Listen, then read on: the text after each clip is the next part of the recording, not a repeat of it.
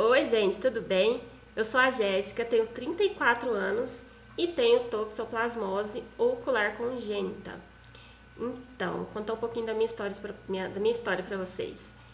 A minha mãe adquiriu a toxoplasmose quando estava grávida de mim, naquela época, na década de 80, de 87 para 88, né? E naquela época ela falou que não sentiu nada, nenhum sintomas, e né, não relatou nada pro médico, porque não sentiu nada, então quando eu nasci também, eu não sei se naquela época tinha o teste do olhinho, se já tinha, eu não sei, nunca pesquisei, mas não fizeram o teste do olhinho, só do pezinho, mas não detectou nada, nenhuma doença.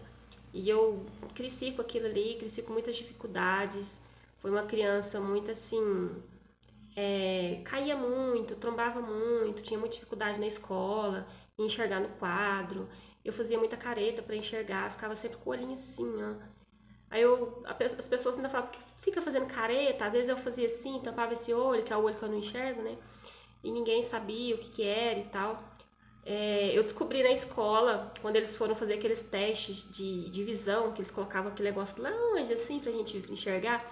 Aí eu sentei assim, eles tamparam meu olho esquerdo, meu olho esquerdo, né? E pediram pra eu enxergar, eu falei que não tava enxergando nada. Aí foi uma preocupação, foi todo mundo me encaminhando para um oftalmologista, na época numa cidade maior, e foi descoberta a toxoplasmose.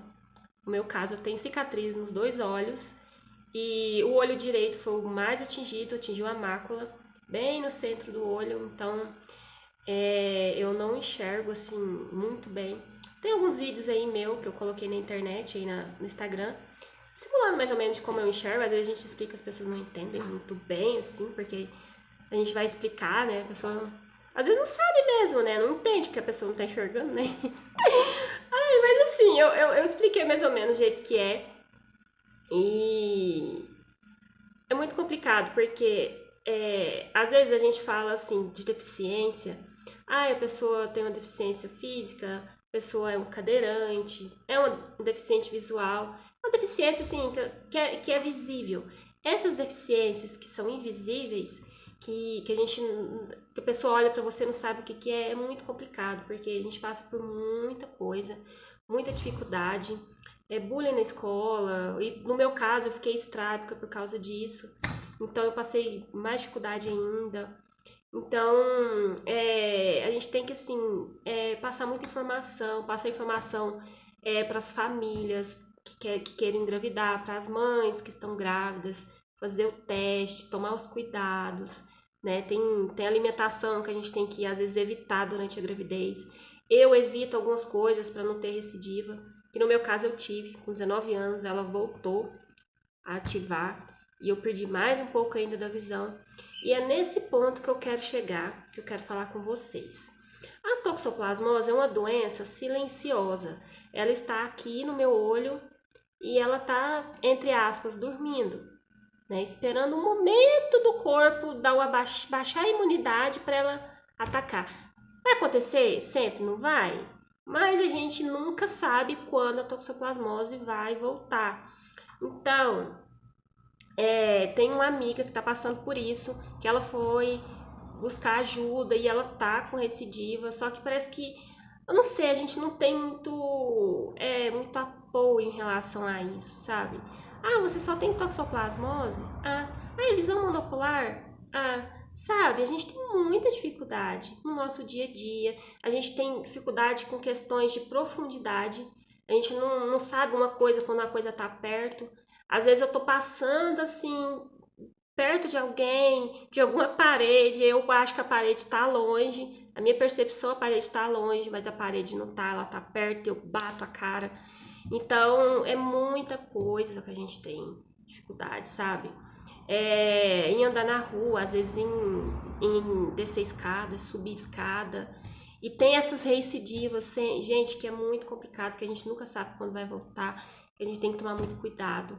Então eu quero deixar essa informação para vocês que queiram engravidar, que são pais, que são mães, sabe, que quem tem a toxoplasmose mesmo, tomar muito cuidado, tomar assim os cuidados em relação à alimentação, a imunidade. Eu não sou médica, eu não sei falar certinho o que tem que fazer. Aqui eu passo a informação só de experiência mesmo, a minha experiência, é o que eu vivo, o que eu vivi.